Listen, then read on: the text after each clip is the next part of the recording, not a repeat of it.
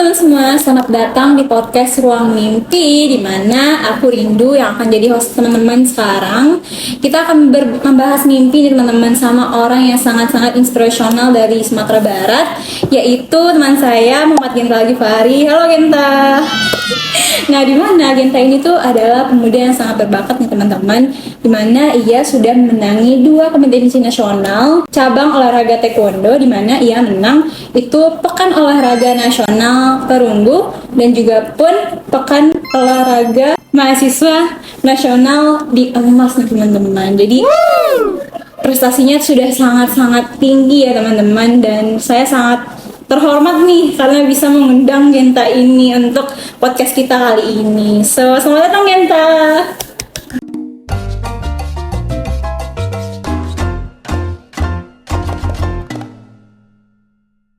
Apa kabar? Apakah saya dengar Genta juga itu ya? Aku dengar Genta juga mahasiswa UNAN, jadi kami sama-sama mahasiswa UNAN nih teman-teman. Gimana sekarang mau ujian ya? Gimana kabarnya Genta? Alhamdulillah baik. Baik ya, oke. Jadi kita mulai aja kali ya, karena Genta ini adalah seorang individual yang cukup menarik nih. Karena teman-teman Genta ini tuh atlet, tapi juga mahasiswa nih teman-teman. Dan mahasiswanya juga agak-agak gimana gitu teman-teman, karena ia tuh jurusan teknik teman-teman. So ini akan menjadi sesi yang sangat menarik nih. Oke, kita mulai dari awal dulu kali ya. Jadi Genta kan atlet taekwondo nih, tapi aku dengar dan aku melakukan research, ternyata Genta masuk taekwondo tuh baru kelas 9 SMP ya. Yes. Iya. Ya, sementara itu biasanya kan kalau atlet-atlet itu kan udah dilatih dari TK, dari kecil, tapi Genta tuh masuk taekwondo kelas 9 dan sekarang tuh prestasinya udah gong banget lah gitu ceritanya. Jadi gimana sih awal mula Genta akhirnya mau masuk taekwondo, dan bagaimana journey Genta dalam hal kompetisi ini gitu? Jadi awalnya awal saya masuk taekwondo itu dari pertama dari orang tua saya. Jadi saya emang niat usul diri, tapi nggak harus ya nggak ditentuin atau taekwondo apa karate apa atau yang nggak ditentuin. Jadi ada waktu itu orang tua saya pergi ke Bukit Tinggi kan. Jadi adalah perguruan taekwondo ini latihan di lapangan kantin. Jadi orang tua saya lewat, jadi kepikiran sama orang tua saya kan. Jadi anak saya mau masuk bela diri, saya coba tanya dulu ke sini kan. Jadi ditanyanya langsung diminta brosur sama orang tua saya. Jadi diminta brosur, dikasihlah ke saya kan. Jadi diisi mulai semacam. Jadi besoknya minggu besoknya, jadi saya datang ke perguruan tersebut. Jadi langsung daftar. Dari situ awalnya saya masuk taekwondo. Oke, jadi dari brosur ya akhirnya masuk. Nah, berarti nanti waktu Genta baru masuk tuh berarti sabuk putih dong ya berarti ya? Iya. Nah, gimana perasaan Genta? Sabuk putihnya berarti latihannya sama anak-anak kecil berarti? Iya.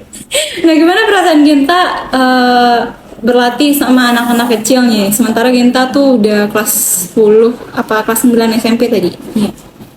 Jadi di taekwondo saya tuh rata-rata yang awal-awal masuk tuh pasti anak kecil yang TK atau SD kan.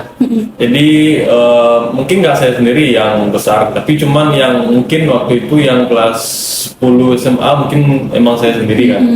Jadi kalau dari segi perasaan atau fenomena ya, pasti ada sedikit malu lah ya caranya. Jadi walaupun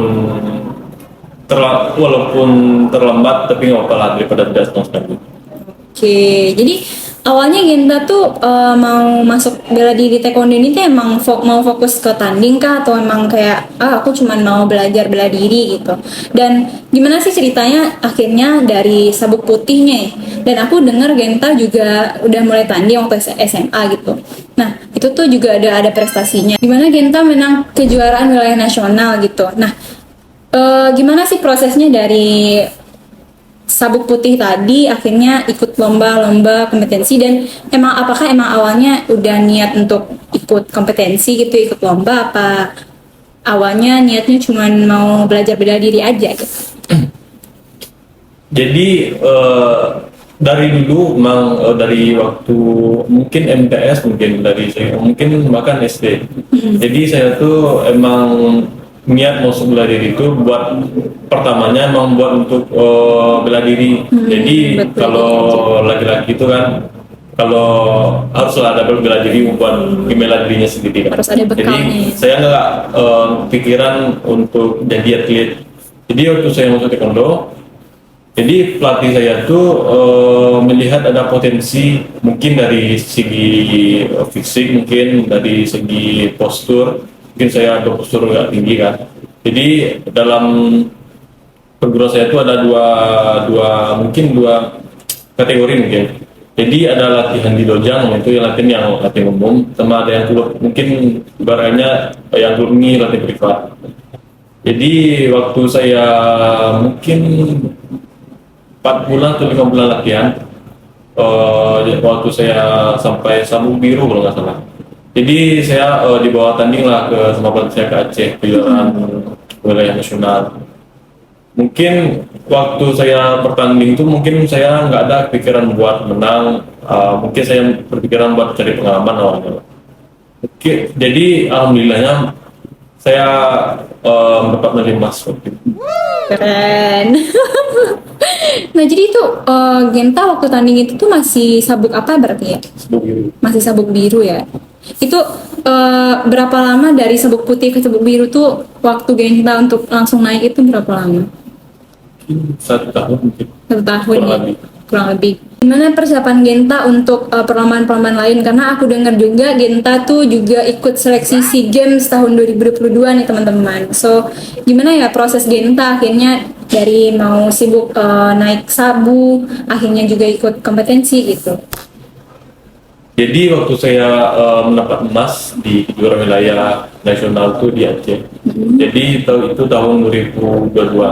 Jadi berdekatan sama pemerintah pusat ngadain seleksi buat SEA Games Kamboja 2022 kan. Jadi saya terpantau sama yang kayak panitia pusat mungkin. Jadi saya dipanggil buat seleksi SEA Games di Jakarta. Berarti Genta pergi ke Jakarta dibayar ya sama orang itu ya? Yes. Keren tuh. Karena kebetulan kami juga satu kampung teman-teman dan saya belum pernah ke Jakarta dibayar orang, dan Genta tuh udah berapa kali gitu ke Jakarta dibayar sama orang gitu, kan keren sih ya. Nah setelah itu nih aku mau tanya juga, karena setelah journey Genta di SMA gitu kan, sekarang Genta juga menempuh kuliah nih, dan kebetulan kuliah Genta tuh jurusannya juga teknik, dimana teknik sangat sibuk ya dengan laprak, asistensi, praktikumnya gitu. Gimana sih cara Genta bagi waktu antara teknik ini sama juga jadi atlet gitu? Karena pasti Genta juga waktu jadi atlet pasti ada lomba-lomba yang harus diikuti juga kan gitu. Mungkin dari segi membagi waktu mungkin emang tidak bisa dipikiri, emang agak susah. Jadi mungkin saya lebih ke apa ya, lebih ke mungkin di kuliah tuh yang nggak wajib-wajib kali ditinggalin lah.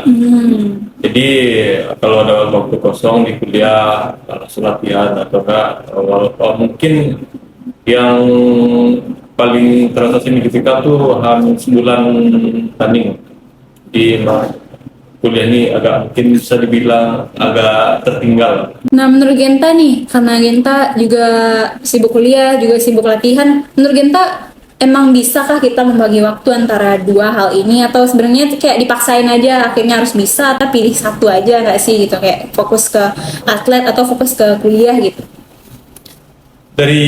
Kalau bicara dari segi bisa atau enggaknya, pasti ini bisa. Tapi mungkin kalau kita jangan berharap lebih dari segi keduanya, lebih dari kuliah atau lebih dari kayak saya lebih dari taekwondo misalkan. Jadi mungkin kalau kita mau lebih pasti harus salah satunya. Jadi misalkan kalau kita mau lebih dari taekwondo, ya kuliah kita bisa saja. Tapi kalau kita mau lebih di kuliah, ya tinggalin yang lain. Ya, karena susah ya untuk bagi fokus gitu dalam 1-2 hal gitu. Oke, kita akan membicarakan gimana nih, kayaknya tahun 2025 adalah tahun Genta banget nih, karena Genta sudah memenangkan dua kompetensi bergengsi gitu, apalagi untuk atlet-atlet ya teman-teman, dimana itu pekan olahraga nasional sama pekan olahraga nasional mahasiswa nih teman-teman. So gimana sih perasaan Genta, dimana Genta tuh udah dapat emas sama perunggu tahun ini dan mewakili Sumatera Barat juga gitu. Gimana perasaan Genta untuk persiapannya sama perasaan setelah menang tuh kayak apa gitu? Kalau dari segi perasaan mungkin bersyukur. Jadi waktu Pomnas alhamdulillah dapat medali emas. Mungkin saya tidak ada kepikiran lah pada medali emas. Dari segi persiapan sama dari segi latihan sama membagi waktu kuliah mungkin agak-agak susah kan. Jadi barangnya mungkin dari segi dukungan sama dukungan kampus atau dari segi latihan mungkin tertinggal jauh lah sama provinsi yang lain. Mungkin dari segi jurusan mungkin yang lain itu jurusannya mungkin dia agak-agak longgar lah kita. Iya, sementara kamu teknik ya. Mungkin untungnya alhamdulillah lihat benar. Alhamdulillahnya menang gitu. Nah, apa arti kemenangan ini gitu untuk Genta sendiri itu apa gitu? Mungkin dari segi arti kemenangan bagi saya mungkin tidak sekedar mendapatkan medali emas ataupun mungkin puji-pujian dari yang lain. Tapi arti kemenangan bagi saya yang paling utama itu adalah bisa membanggakan orang tua. Mungkin itu arti kemenangan bagi saya. Nah, pasti orang tua juga sangat support ya, karena dari awal Genta masuk taekwondo pun karena orang tuanya teman-teman gitu. Nah, menurut Genta nih, dari kemenangan Genta ini, dimana itu sangat membawa besar gitu nama kampus dan juga nama Sumatera Barat gitu. Apa arti kemenangan Genta ini baik bagi Universitas Andalas ataupun Sumatera Barat gitu? Mungkin dari yang pertama dari segi kampus ya. Mungkin dari segi untuk kampus arti kemenangan saya itu mungkin dari segi naiknya nama Unan, mungkin dari pekan olahraga mahasiswa mungkin. Jadi berkanya kan ada perolehan medali emas buat Universitas Andalas. Terus yang kedua mungkin buat provinsi, mungkin ada saya mungkin ada penambahan medali lah perolehan buat medali Sumbar. Oke, karena Genta sudah sangat berjuang nih kan, baik bagi untuk diri sendiri dan apapun. Nah, siapa sih baik orang maupun kayak kampus kah, atau siapa sih orang yang paling mendukung Genta dalam proses-proses Genta sebagai atlet maupun sebagai mahasiswa nih gitu? Kalau dari segi mendukung mungkin ada dua hal. Ada dua. Yang pertama mendukung dari segi latihan, mungkin kedua lagi ada yang mendukung dari segi support dari segi finansial mungkin ataupun dari segi doa. Jadi mungkin yang paling berjasa itu pasti orang tua saya. Jadi dari segi support saya sampai mendoakan, terus yang kedua tuh pasti pelatih saya. Oke, jadi ya karena support orang-orang itu, pasti orang-orang itu juga pasti ada harapan gitu kan, baik untuk Genta gitu. Nah, gimana sih cara Genta? Karena biasanya ya untuk tanding itu bukan cuma kita persiapan fisik gitu kan, kita juga harus menyiapkan mental nih, baik untuk sebelum, saat tanding ataupun sesudah tanding hasilnya kayak gimana gitu. Gimana sih cara Genta untuk menyiapkan mental Genta untuk bersiap tanding gitu? Kalau untuk persiapan mental mungkin nggak ribet ya, mungkin lebih ke individu masing-masing. Kalau bagi saya untuk persiapan mental tuh yang punya kita cuman usaha sama doa, yang hasil serahin sama yang. Jadi walaupun kita mau tanding atau tanding kalah atau menang itu bukan urusan kita. Jadi mungkin kalau kita tanamin prinsip itu dalam diri kita masing-masing, mungkin kita lebih bisa menerima lapang dada menang atau kalah. Wah, itu pesan yang sangat-sangat bagus ya teman-teman. Dimana yang kita punya kontrol tuh apa yang kita usahakan, tapi hasil tuh itu dari luar kontrol kita gitu. Jadi apa yang harus kita persiapkan tuh emang usaha kita aja gitu ya teman-teman. Oke, kita sudah banyak banget ya dapat pelajaran dari Genta ini teman-teman, karena dengan usahanya, dengan mentalnya, dengan dukungan yang diberikan untuk Genta, kita bisa lihat bagaimana Genta berkembang nih teman-teman. Nah, untuk terakhir nih, bagi anak-anak muda mungkin yang sekarang lagi hilang atau lagi ingin berjuang gitu, kita bisa minta nih kayak pesan atau saran bagi anak-anak muda.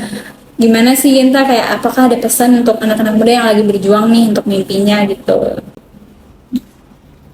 Kalau pesan mungkin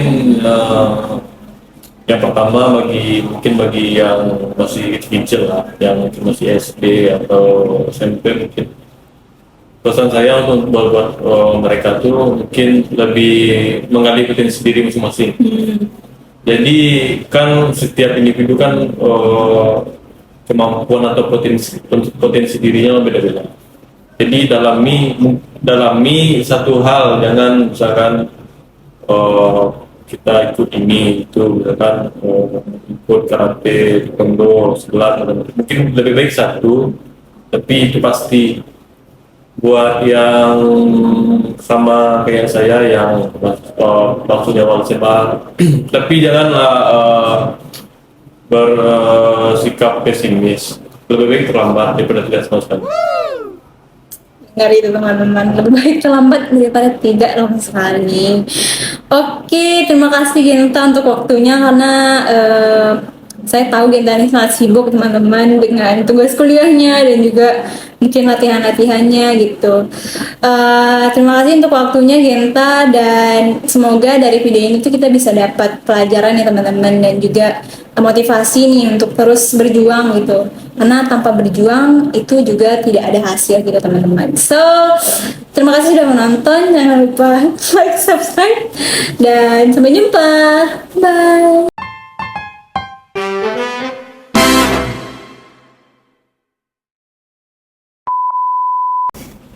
Mbak, antar saya ke bahasa Indonesia apa ya kan?